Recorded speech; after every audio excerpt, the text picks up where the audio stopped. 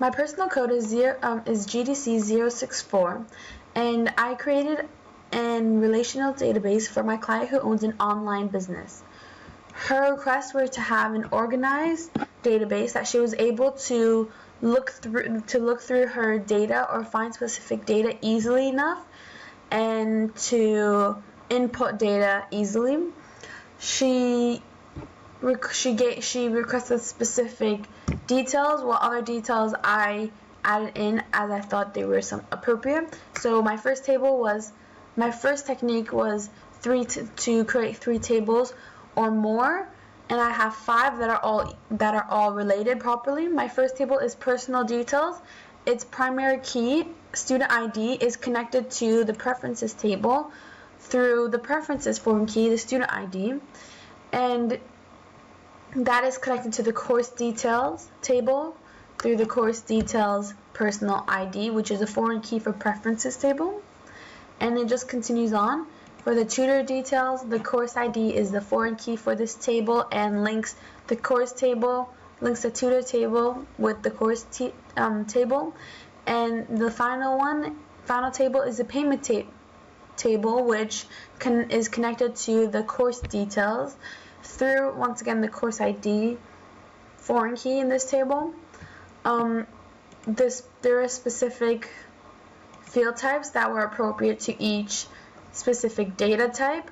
So this lookup field type was appropriate because there's only limited amount of options, and it makes inputting correct, accurate data a lot faster and a lot more reliable. So this would not affect the other queries, forms, or reports that are part of this database. And then there's some other specific field types that prevents errors to occur with the validation rule. This is the second advanced technique. The basic technique was inputting validation rules. So for birth year, I have the validation rule that no year greater than 2012 is allowed to be inputted because this age group is not associated with this company, or is not accepted by this company. And when a year above this is inputted, a message will appear. So let's try that out. So for 2001, I'll put in 2016, and then it says birth year has to be no later than 2012. This sends a notification to my client so she is aware of any mistakes and does it affect her other pieces of information. For the phone number, because 0 are not considered to be numbers, this text type had to be in a short text instead of numerical. But to have a validation rule, I made sure instead of a validation rule to have a field size of only 10, because this was the maximum and the minimum characters used in a phone number in my client's area. So size 10 makes sure that my client hasn't inputted the wrong number, which would affect her business and the other information of the database. My next advanced technique was the design of proficient forms and reports. My forms were created so it was more user-friendly for my client instead of the queries, which will be discussed later. I had 3 buttons placed in here to allow my client to browse through with the next record button, or to go back. This allows my client to just browse through, but if she wanted to find specific information, she could click on this button, and for specific information on the subject math, she can find it.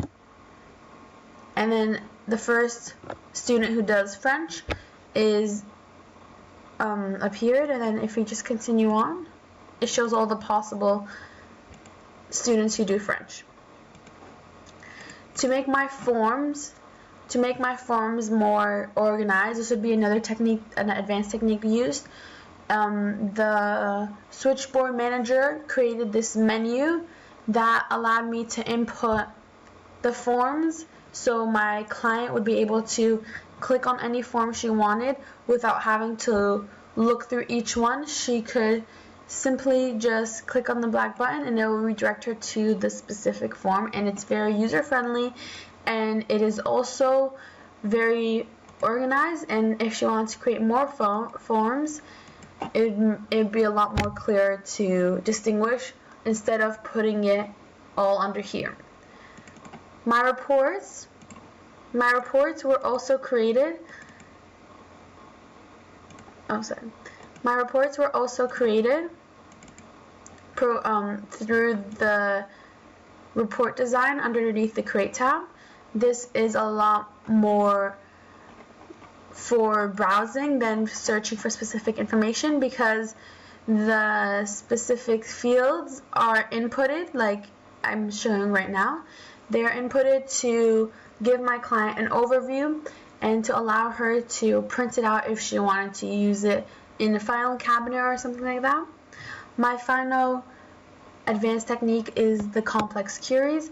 This was an example of a simple query because my Mississauga student's query is simple because I was only looking for one specific information from the database.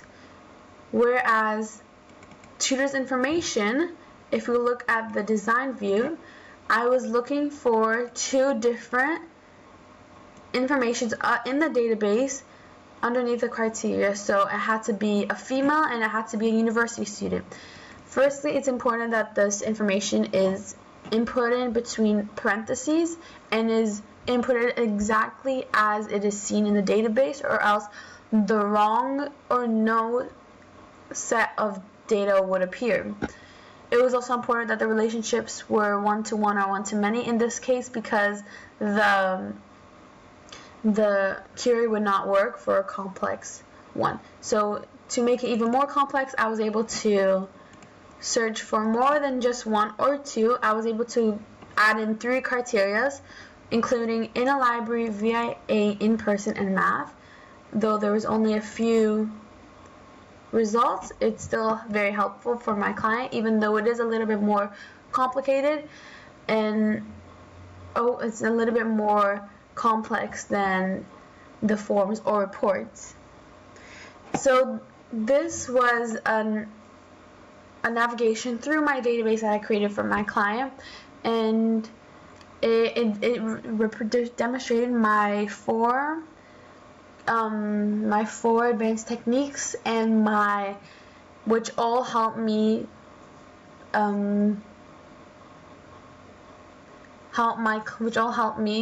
satisfy my client's needs and requests and requirements. Thank you.